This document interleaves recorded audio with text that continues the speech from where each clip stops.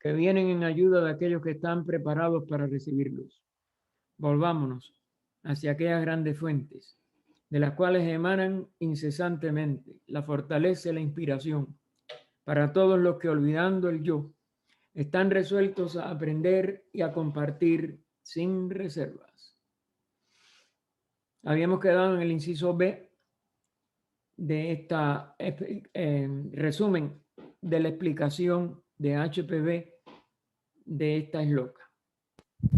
El dragón de la sabiduría es el uno, el Eka en sánscrito, Osaka.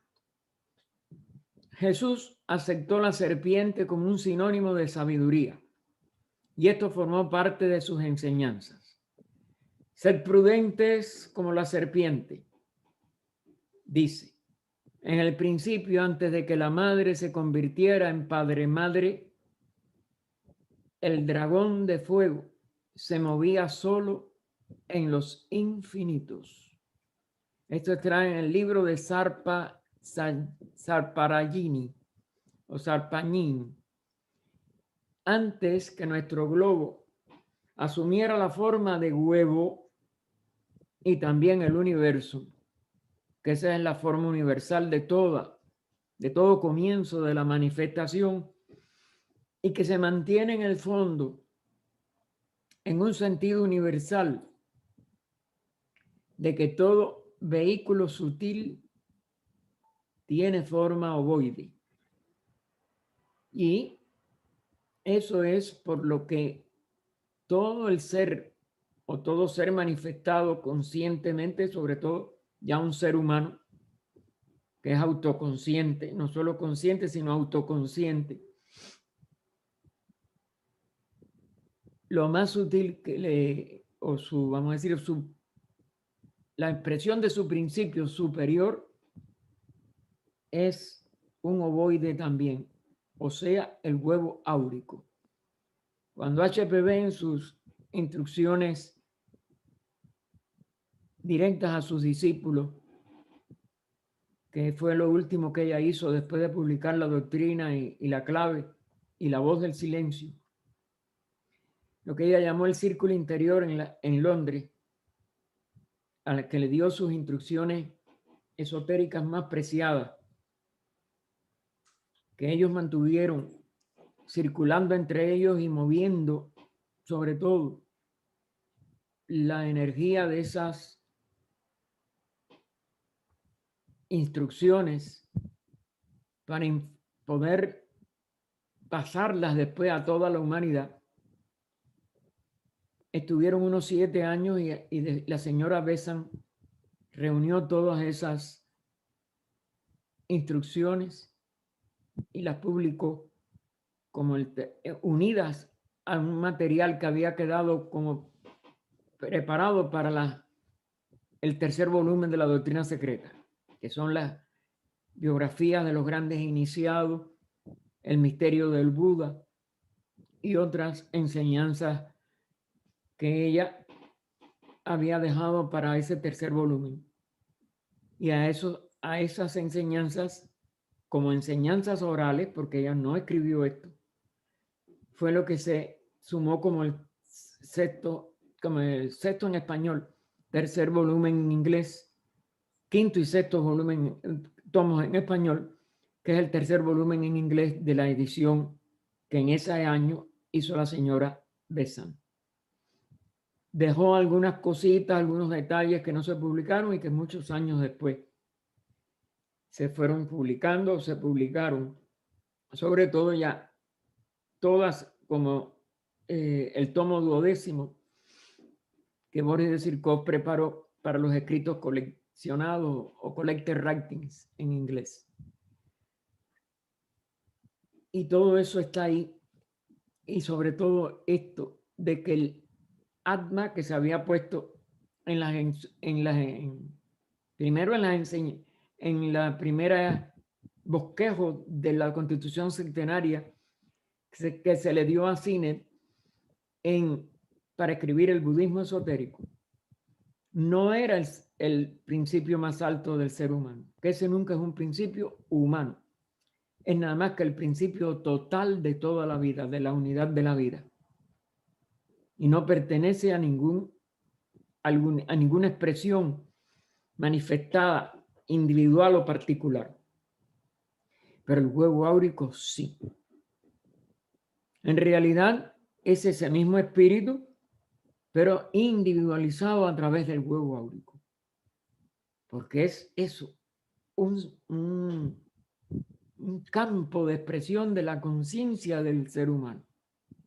Y por tanto es el principio de todo lo demás. Y aquí ella nos lo dice. Y por eso el globo, todo asume esa vamos a decir, la forma más sagrada de todo lo que se manifiesta. Pero bien, ella todavía está hablando aquí antes de que eso, nosotros estamos en la cuarta estancia. Antes que nuestro globo asumiera la forma de huevo. Y ahora cita un largo rastro de polvo cósmico o niebla ígnea, de donde surgen todas las nebulosas, se movía y retorcía como una serpiente en el espacio. Es decir, es como si dijéramos tratando de tomar ese estado estable de huevo. Pero mientras tanto, parece una serpiente moviéndose y retorciéndose. Ningún movimiento de la manifestación en lo que nosotros llamamos en nuestras pequeñas expresiones en estos planos inferiores, una línea recta. Todo se mueve en forma ovoidal, en forma esferoidal, tratando siempre de hacer un círculo. La serpiente que se mueve la cola, que es lo más sagrado también, después de la palabra en lo alto de nuestro emblema de la sociedad teosófica.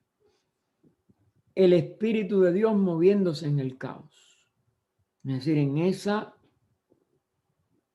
expresión que nos aparece a los que estamos en la manifestación como sin nada, o al menos sin orden, que es lo que después, cuando le quitamos la mayúscula, es cuando hay algo de desorden en algo, o en algunas circunstancias decimos eso es un caos.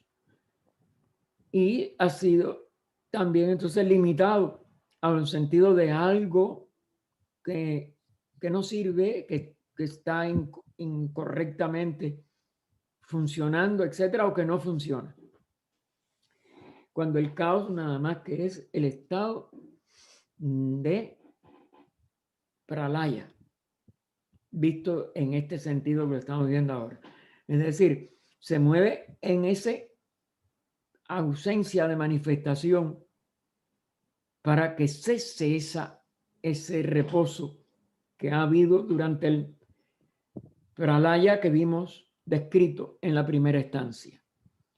Así que el Espíritu de Dios moviéndose en el caos fue simbolizado por todas las naciones bajo la forma de una serpiente ígnea exhalando fuego y luz sobre las aguas primordiales. Es decir, sobre ese espacio que cuando ya va a recibir la manifestación se ve bajo el símbolo, porque esos son símbolos más bien de aguas primordiales. Los primeros movimientos en ese espacio,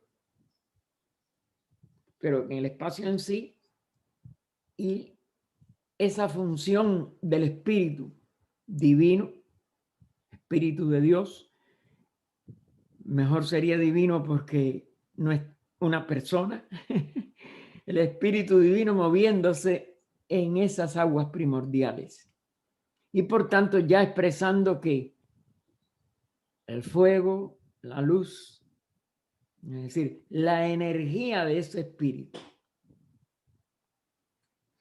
hasta haber incubado la materia cósmica y hacerla asumir la forma anular de una serpiente con la cola en su boca.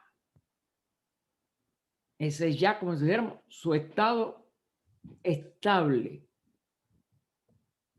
que va a durar por ciclos. Y el que ya ella haya podido poner dentro de su boca en la cola, es decir, el final de ella misma, está haciendo que los ciclos se sucedan mientras no termine el total ciclo de necesidad.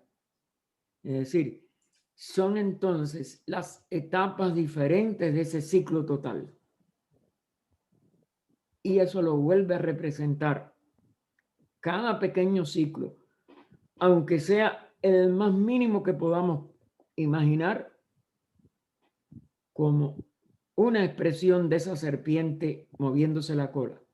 Estabiliza su movimiento, la deja en una aparente inercia, pero se sigue moviendo en sí misma y con ella misma, mientras tiene que expresarse esa duración de un determinado objetivo para cada uno de esos ciclos.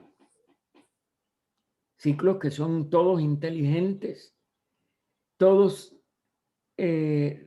respondiendo a una idea, a un arquetipo, como diría Platón, y por tanto haciendo que lo eterno aparezca como una expresión de tiempo.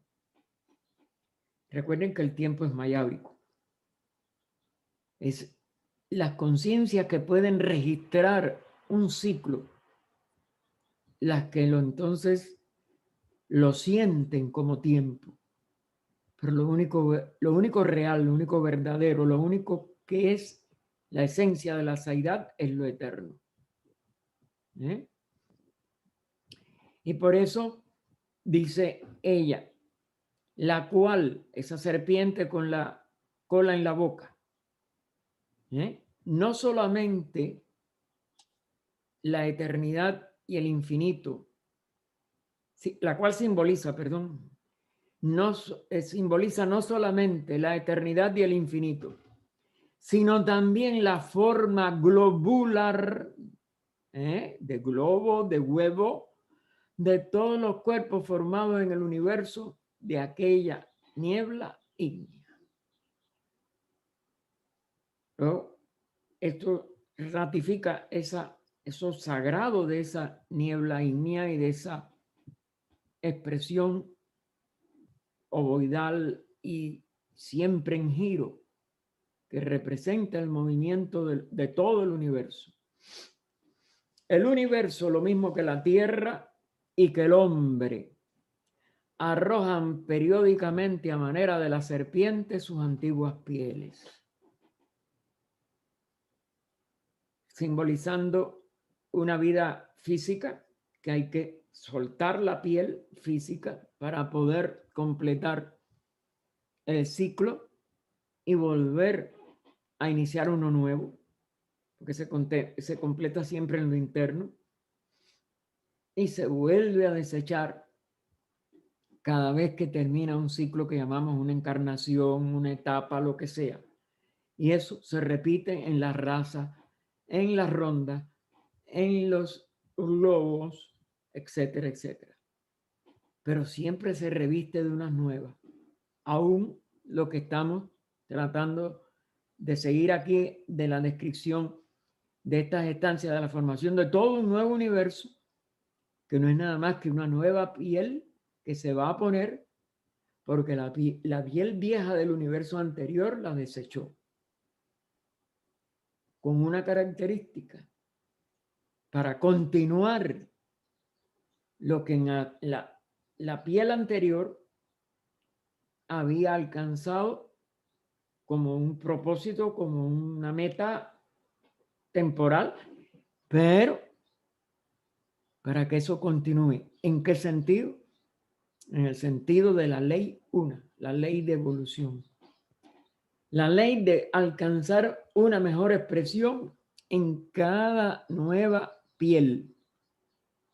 Cuando lo logra, la desecha, porque toda vestidura nada más que tiene una función o una dimensión, un propósito, y a la vez que se hace ese propósito, se consume, se cumple, se realiza, hay que desechar porque esa piel ya no va a adaptarse, o ese traje, bueno, los vestidos de piel de que se cubren a Adán y Eva cuando se percatan que están desnudos, no es nada más que otro símbolo en relación con eso mismo, otra expresión simbólica, vamos a decir mejor, y que se toman de muchas maneras diferentes por las religiones cuando ya pierden el verdadero sentido más alto de esta enseñanza.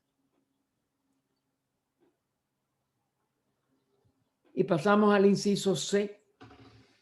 El mar de fuego es la luz superastral, o sea, no humenal, la que es de causa. La radiación primera de la raíz Mula Prakriti, en el término de los indostanos. Ellos, sobre todo la escuela Vedanta que concibe el Parabrahman, o de la unidad total, filosóficamente hablando, cuando comienza un universo, ese mismo Parabrahman es la primera dualidad, como Parabrahman Mula Prakriti. Sigue siendo Parabrahman y Mula Prakriti sigue siendo Mula Prakriti, es decir, está más allá de su diferenciación, tanto el aspecto del espíritu como de la materia, pero ya va a empezar una nueva etapa en que Mula Prakriti, el espacio, el mar de fuego, va a recibir el maya de las modificaciones como primero las aguas primordiales, y es entonces esa verdadera radiación primera de la raíz. Empieza a vibrar, es lo que se está tratando de expresar, aunque todavía no está totalmente el maya diferenciándola, que no es una diferencia verdadera, sino una apariencia o una expresión diferenciada de ella misma, para dejar de ser Mula Prakriti y poder expresarse como Prakriti, y después como todas las múltiples niveles, los 7 planos cósmicos con K, los 7 planos solares, los 7 subplanos de cada uno de esos 7 planos respectivos, tanto cósmicos con K como de los sistemas solares o cósmicos con C, y con todas las otras ulteriores diferenciaciones hasta llegar, por ejemplo, en el plano físico, a expresarse como si fueran cientos de elementos llamados simples, compuestos por átomos, otra vez, del más sutil de los conocidos, el hidrógeno en adelante, y aún los gases inertes, a todos los elementos o moléculas ya de varios átomos o de varios elementos cuando son compuestos, en que la diferenciación aparece casi como infinita. Así que Mula Prakriti, la sustancia cósmica no diferenciada todavía, que se convierte en materia astral, en el sentido de luminosa. Aquí está en un nivel más genérico la palabra astral, por eso ella la resalta en itálica. También es llamada la serpiente de fuego, como se describe arriba. Si se tiene presente que tan solo existe un fenómeno, un elemento universal, el cual es infinito, innato e inmortal, y que todo el resto, como en el mundo de los fenómenos, son tan solo múltiples aspectos y transformaciones diferenciadas. Correlaciones las llaman hoy. Aclara ella entre paréntesis, ¿no? Son tan solo múltiples aspectos y transformaciones diferenciadas de esa unidad que sigue siendo la unidad, desde los efectos cósmicos a los microcósmicos, desde los seres sobrehumanos hasta los humanos y subhumanos, la totalidad. En resumen, de la existencia objetiva, desaparecerá entonces la dificultad primera y principal, y la cosmología oculta podrá ser dominada. Y nos da la llamada cuarta. Y la nota de esa llamada nos dice: tanto en la teogonía egipcia, es decir, cuando ya las religiones fueron en Egipto como han ido en todas las demás del mundo, como en la India, donde también se convirtió en teogonía. Ya esa es una transformación humana de estas enseñanzas. Existía una deidad oculta que nunca nombran, el innombrable, etcétera, etcétera, pero que le adscriben una característica, deidad. Es decir, la condición esencial de un Dios.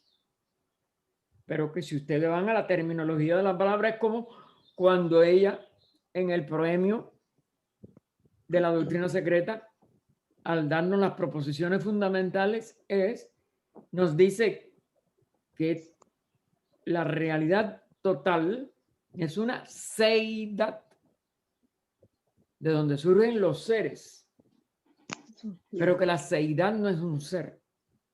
Así, deidad tampoco es un Dios. Pero la ignorancia filosófica y de lo esencial del significado de las desinencias.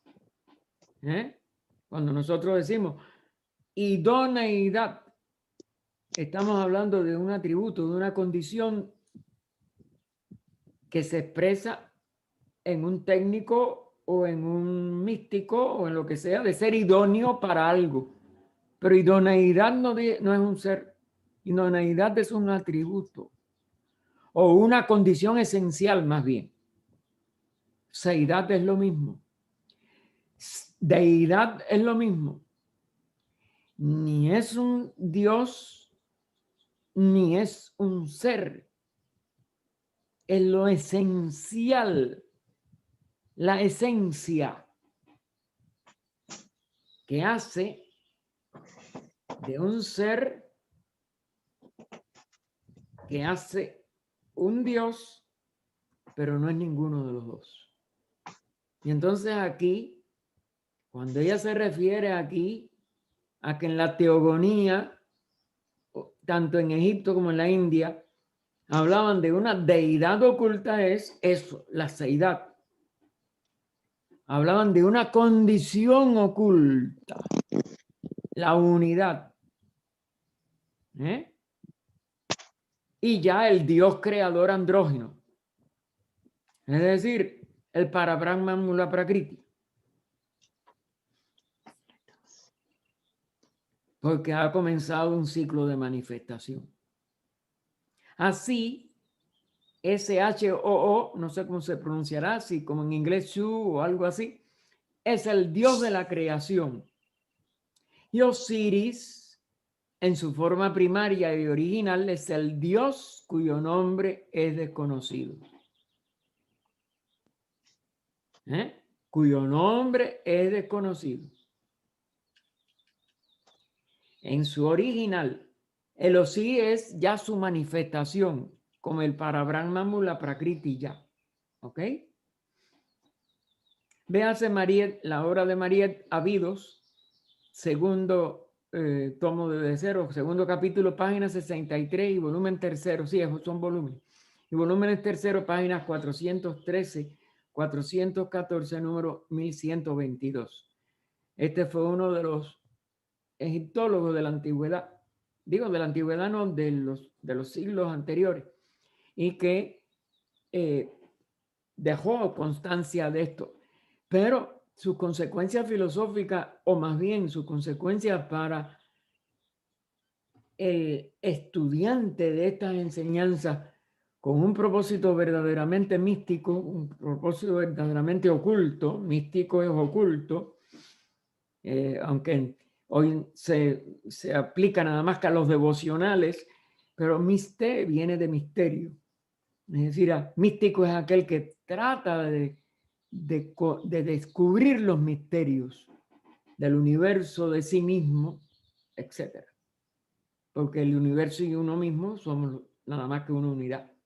Como todo es una unidad.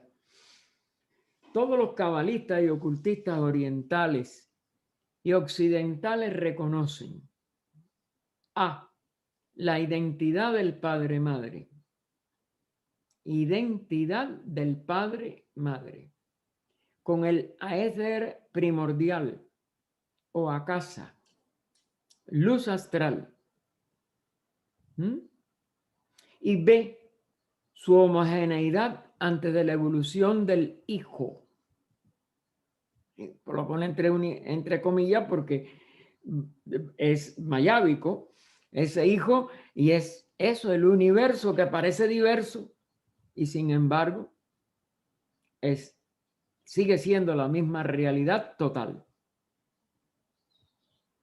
Y aquí el Hijo pues representa, en este caso que no se ha completado la manifestación, Fohat cósmicamente. Es decir, en este sentido cósmico, el primer rayo, que lo vimos en la tercera estancia, el rayo único, es esa expresión primera del espíritu, como el fuego divino, como la electricidad cósmica. Y por eso viene la frase que ya vimos también, Fohat endurece y dispersa a los 7 hermanos. Es decir, lo que puede hacer aparecer desde la unidad los 7 expresiones de todo lo que se manifiesta. Básicamente es centenario. Ese es el número fundamental. Y son los 7 hermanos. Que en el libro del Cian es la tercera estancia. Lo cual significa que la entidad eléctrica primordial, pues los ocultistas orientales insisten en que la electricidad es una entidad, claro, a la vez que se manifiesta y se manifiesta como activo, como el espíritu, es una entidad ya espiritual. Electriza comunicándole vida. Es decir, la saca a la manifestación como un movimiento, como una energía, como una expresión de la vida. Y separa en átomos al material primordial o materia pregenética. Es decir, ese espacio homogéneo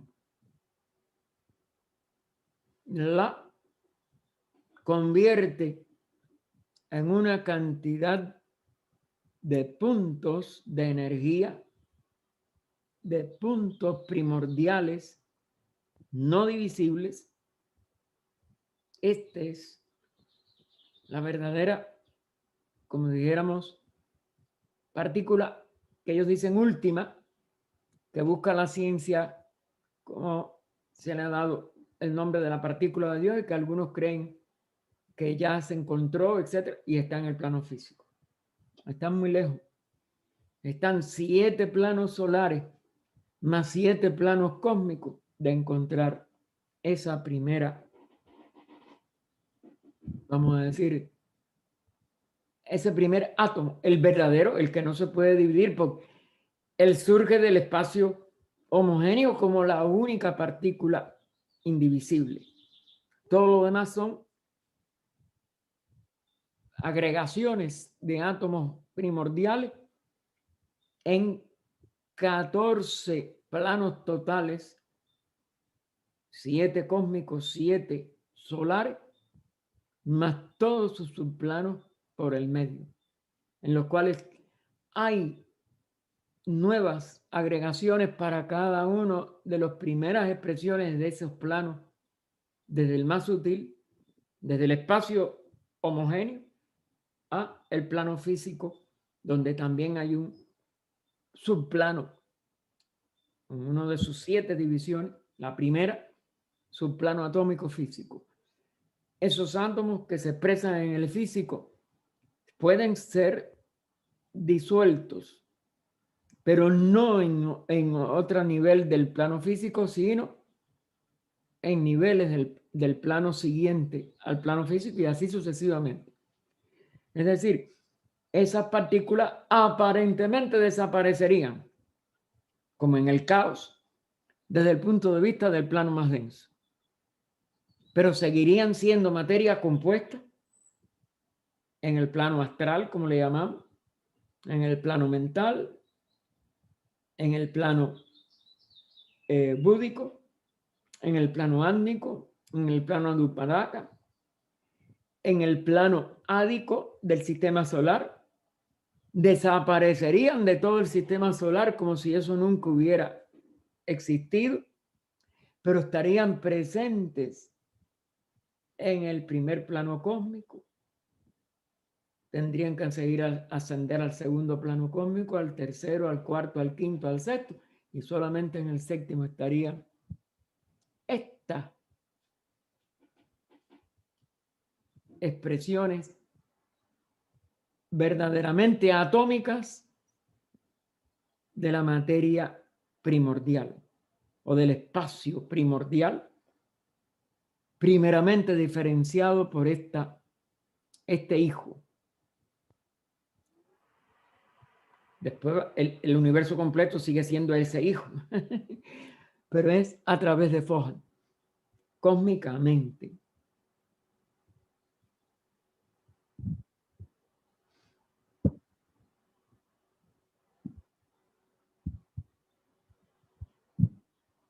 Por eso estos átomos son el origen de toda vida y conciencia en cualquiera de los planos manifestados, pero actúan sobre la materia pregenética, es decir, sobre el espacio indiferenciado y lo diferencia, y es Foján. Los antiguos lo han representado por una serpiente igual, eso desde que empieza, porque Foján silba cuando se desliza de un punto a otro en zigzag. Es decir, en ese movimiento que está tratando de adquirir la forma esférica o esferoidal. Ahí termina esa esloca 7 y pasamos a la esloca 8. Pregunta: ¿dónde estaba el germen? ¿Y dónde estaban entonces las tinieblas? ¿En dónde está el espíritu de la llama que arde en tu lámpara, oh Lanú? El germen es aquello, y aquello es la luz, el blanco hijo resplandeciente del oscuro Padre oculto. El inciso A, que es el único de esta octava esloca, va a explicar esta octava es loca de la siguiente manera, que nada más que son dos preguntas con una afirmación enigmática o una respuesta enigmática. Dice la contestación a la primera pregunta: ¿dónde está el germen? ¿Y dónde estaban entonces las tinieblas? Que es la segunda, sugerida por la segunda, que es la réplica del maestro al discípulo. El germen es aquello y aquello es la luz, el blanco hijo resplandeciente del oscuro padre oculto. Contienen una sola frase, una de las verdades más esenciales de la filosofía oculta. Indica la existencia de cosas imperceptibles a nuestros sentidos físicos y que son de mucha mayor importancia, más reales y más permanentes que las perceptibles. Antes que el Lanú pueda comprender el problema trascendentalmente metafísico contenido en la pregunta primera, debe ser capaz de contestar a la segunda, en cuya respuesta se halla precisamente la clave para responder correctamente a la anterior. Es decir, esto es como un silogismo, como una relación lógica que solamente respondiendo la segunda podemos llegar a una respuesta correcta de la primera. En el comentario sánscrito a esta estancia son muchos los términos que se usan para el principio oculto y no revelado. En los manuscritos más primitivos de la literatura hindú, esta deidad abstracta y no revelada no tiene nombre. Y de hecho, esa costumbre quedó aún en escrituras religiosas más dogmáticas que siempre decían que era un nombre sagrado, que era una palabra perdida, que era... Y así sucesivamente. ¿Se dan cuenta? Porque es cierto que en el fondo, como no es nada,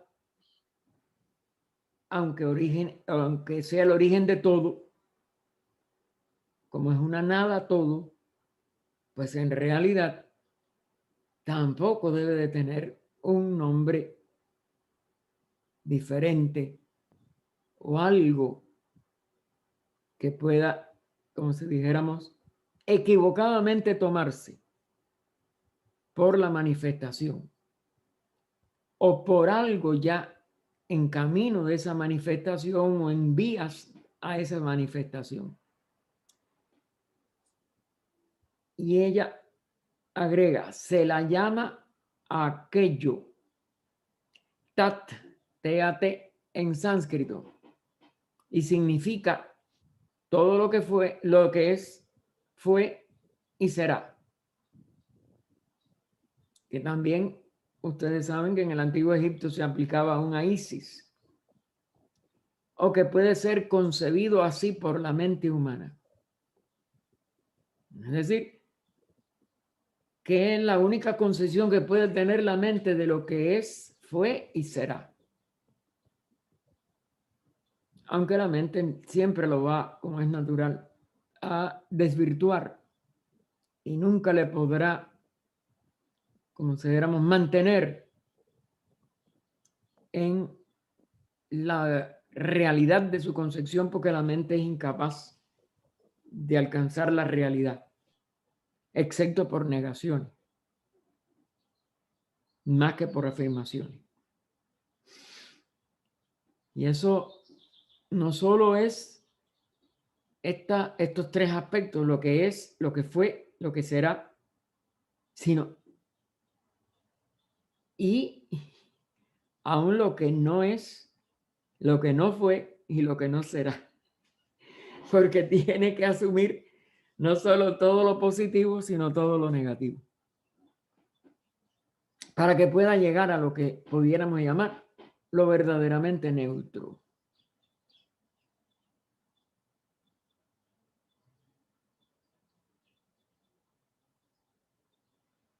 Inútil es intentar la explicación completa del misterio.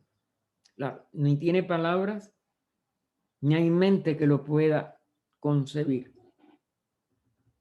Y esto, aún aplicado a procesos de la manifestación, como lo que estuvimos estudiando aquí en Crotona el fin de semana, la evolución de los reinos, pero sobre todo de la humanidad.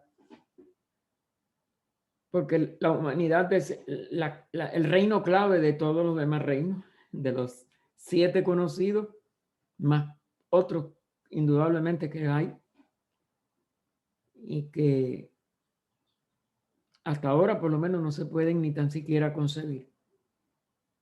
Inútil es intentar eso, completa. No hay palabras. Las palabras son de la mente. La mente no es toda la conciencia, sino su expresión más objetiva, más bien su expresión limitada dentro del objetivo y dentro de lo manifestado fuera de lo que es, porque más bien lo que es muy trascendente y abarca lo que no es desde el punto de vista de la mente. Y esto no es un juego de palabras, esto es un esfuerzo porque podamos con la mente alcanzar algo que está más allá. Así que no solo es inútil, es que no se puede explicar en ningún nivel manifestado. Fíjense que la seidad es inconcebible e inefable, no solo para la mente, aún para los seres que ya trascienden la mente, como las grandes jerarquías de adeptos, etc. Si ellos de verdad lo pueden realizar lo que es la seidad, desaparecen en esa seidad. Dejan de ser una jerarquía manifestada, no ya un ser individual, que ese es imposible, ese no puede, sino aún la jerarquía de seres más altas no pueden poner, consideramos, en actividad esa total abarcar, ¿no? Con su conciencia la seidad, porque desaparecerían como ser, porque la seidad no es un ser, aunque es la condición esencial de todos los seres.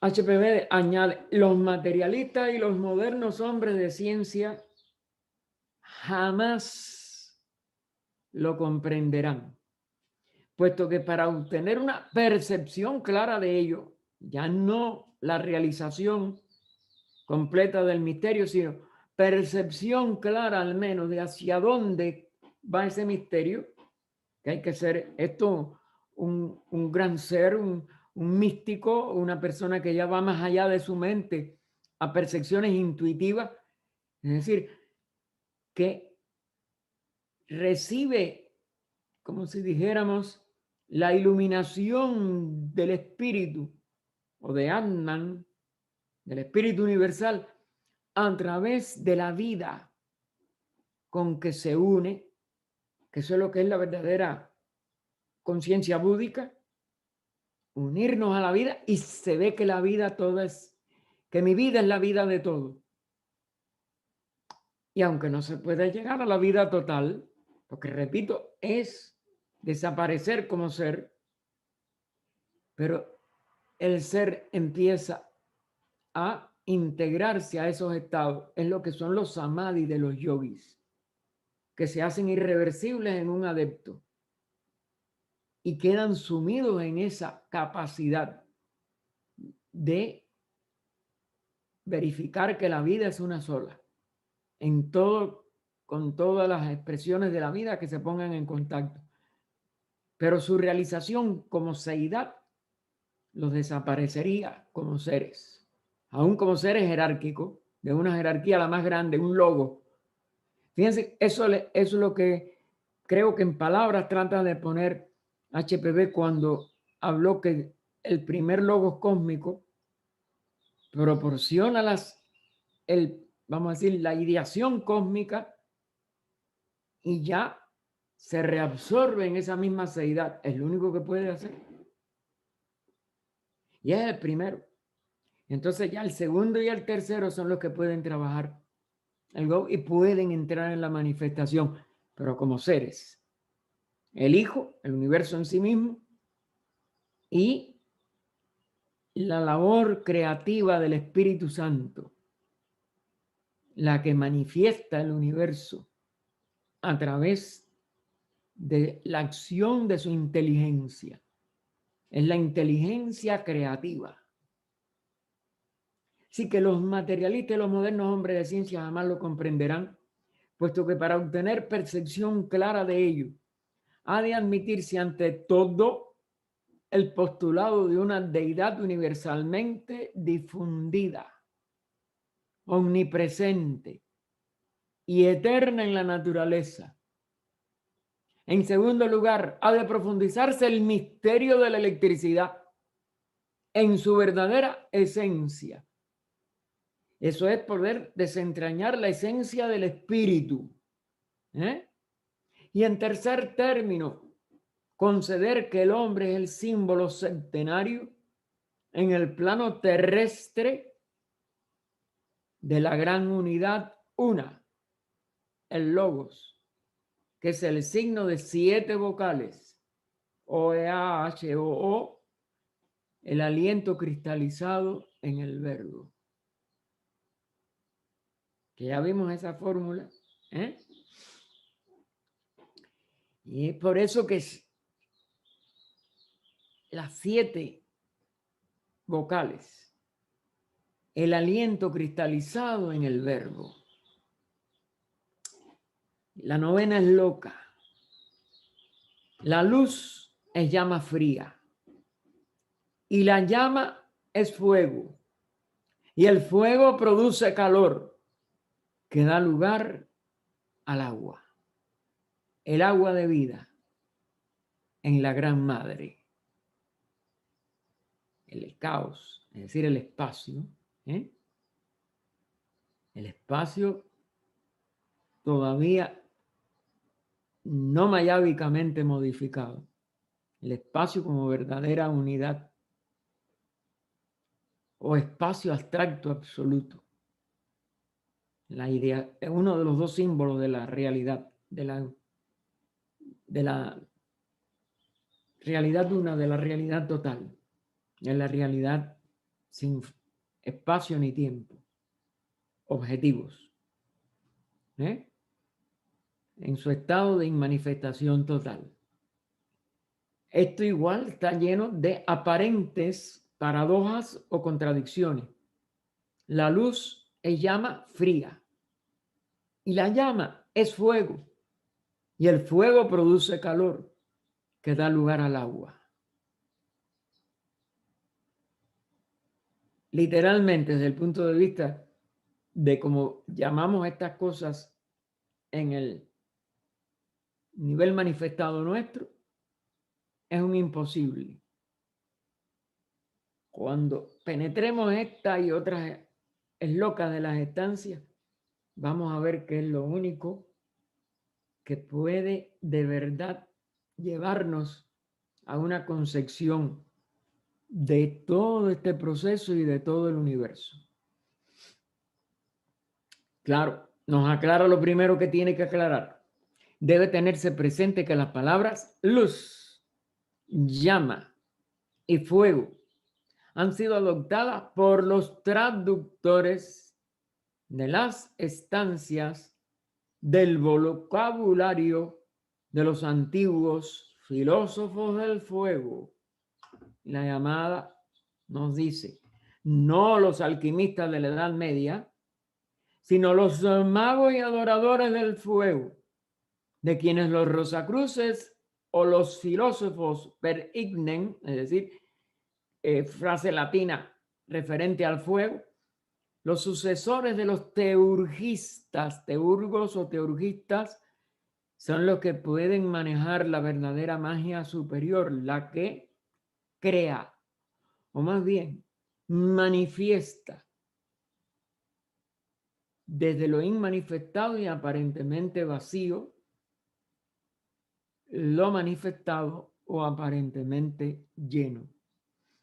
Tomaron todas sus ideas referentes al fuego como elemento místico y divino.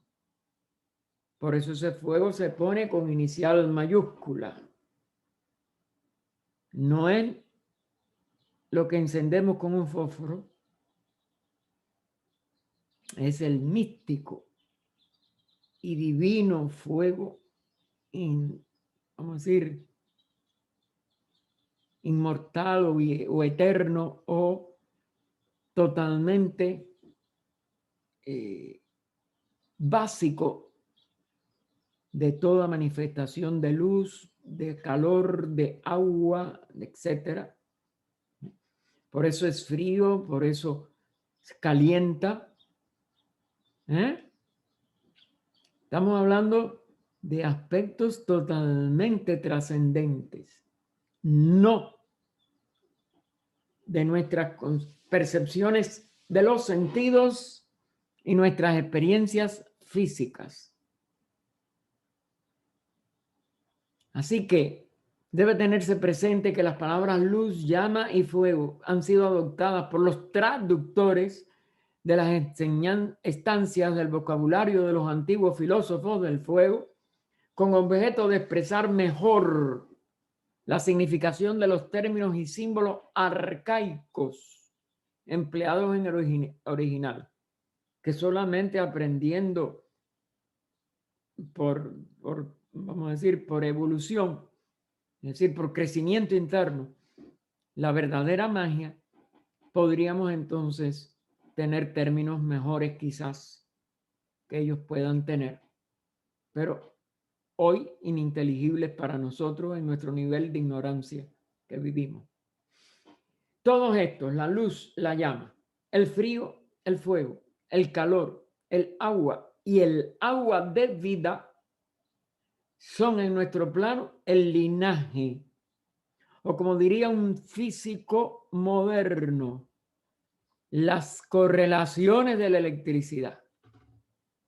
Correlaciones de una sola energía, de una sola expresión del espíritu, a lo que nosotros en estos niveles correlacionados, etcétera, inferiores, le llamamos electricidad. Poderosa palabra y símbolo todavía más potente. Generador sagrado, de una progenie no menos sagrada. Del fuego, el creador, el conservador y el destructor. De la luz, la esencia de nuestros divinos antecesores. De la llama, el alma de las cosas.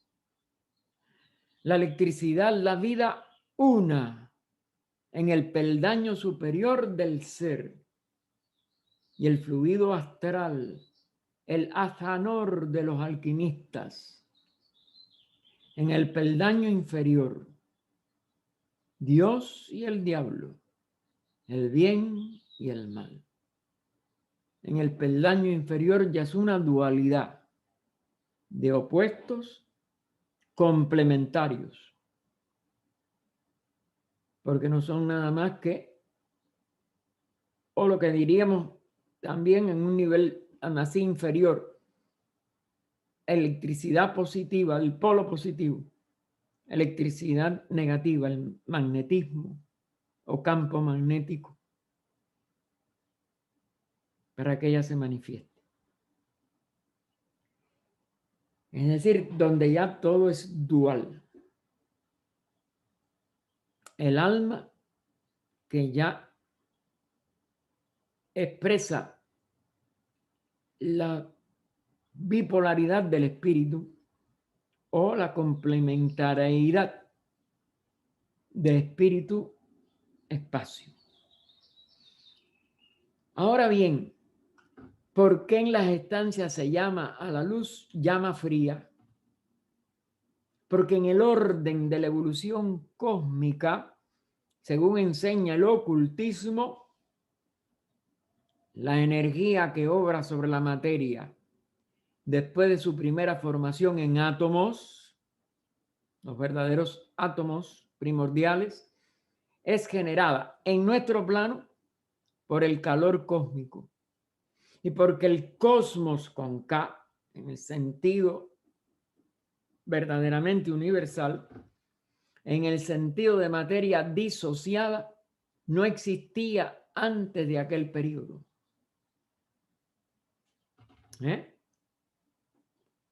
Este periodo ya es el comienzo de un Manvantara. Antes, en ese Mahapralaya, todo está en todo y por tanto en sí mismo. La primera materia primordial eterna y coeva con el espacio, la cual no tiene ni principio ni fin, ni es caliente ni fría, sino que es de su propia naturaleza especial, dice el comentario, libro segundo. Los comentarios, ustedes saben que en la edición original ella siempre los ponía en letra cursiva o itálica.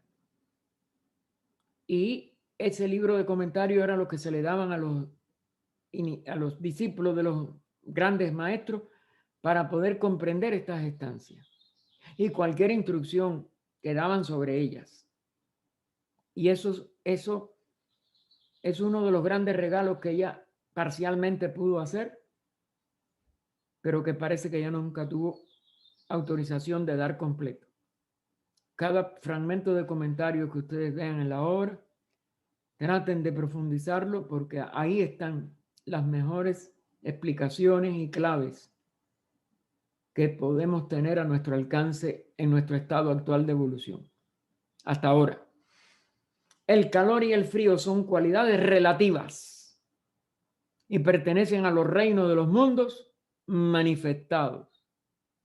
La materia primordial, pues, antes de surgir del plano de lo que es, jamás se manifiesta, la realidad por siempre inmanifestada, y de despertar al estremecimiento de la acción bajo el impulso de foja, que es lo que saca ese estado de inmanifestación del pralaya, es tan solo una radiación fría, incolora, sin forma, insípida y desprovista de toda cualidad y aspecto. Puesto seguro, entre comillas, porque creo que pertenezca a estas explicaciones que después se amplían en los comentarios. Así es también su primogenitura, es decir, el primer hijo. Los 4 hijos, que después se expresan como 3, 4, 7, que son 1 y se convierten en 7. El primer hijo llega a ser los 7.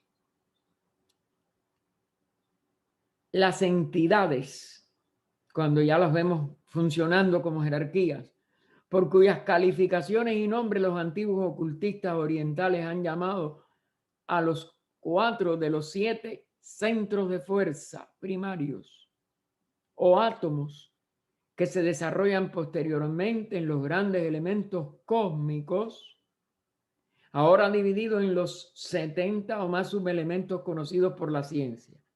Ya nosotros llegamos a más de 100. Pero son subelementos. Ellos no son átomos.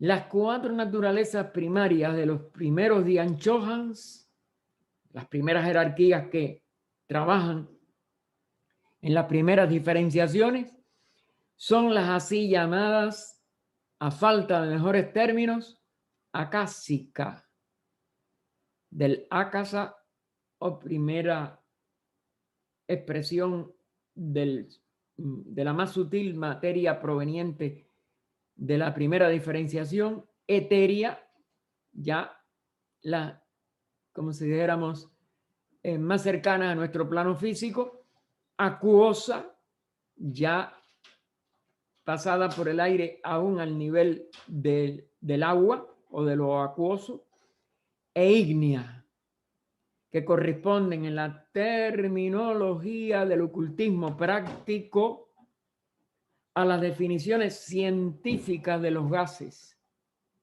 que pueden definirse para dar una idea clara tanto a los ocultistas como a los profanos, como para hidrogénica, para más allá de los hidrógenos, de un nivel como el del hidrógeno, que ustedes saben que es el gas más, más leve o menos pesado. Para oxigénica, que ya es un elemento más pesado. Oxidrogénica, es decir, una unión de oxígeno e hidrógeno. Y ozónica, una molécula de dos doble de oxígeno, o quizás nitrozónica, porque también puede estar en relación con el nitrógeno. Siendo estas últimas fuerzas o gases en ocultismo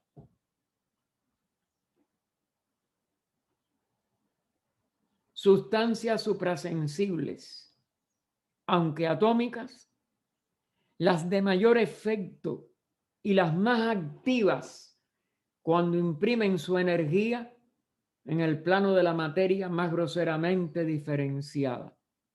Estos elementos son a la vez electropositivos y electronegativos. Y la llamada 7, por último, dice: estos y otros muchos son probablemente los eslabones perdidos de la química. En alquimia son conocidos por otros nombres, así como por los ocultistas que ponen en práctica poderes fenomenales, porque todo poder fenoménico depende de toda esa sabiduría, porque eso ya no es conocimiento inferior. Combinando y recombinando o disociando, en cierto modo, los elementos, que es como le llamamos a lo que se creían que eran atómicos o simples, por medio del fuego astral, es como se producen los mayores fenómenos. Es decir, aquí, ¿por qué tiene que seguir eso en secreto? Porque si se descubrieran esos secretos por personas no preparadas para lo que de verdad debemos nosotros de conocer y de saber, pues sería, como si dijéramos, catastrófico para el egoísmo humano que prevalece hoy en día.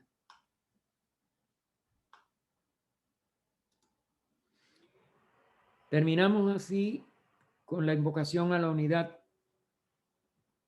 o vida oculta que vibras en cada átomo, o luz oculta que brillas en cada criatura, o amor oculto que todo lo abarcas en la unidad, cada ser que se sienta uno contigo, sepa que por lo tanto es también uno con todos los demás.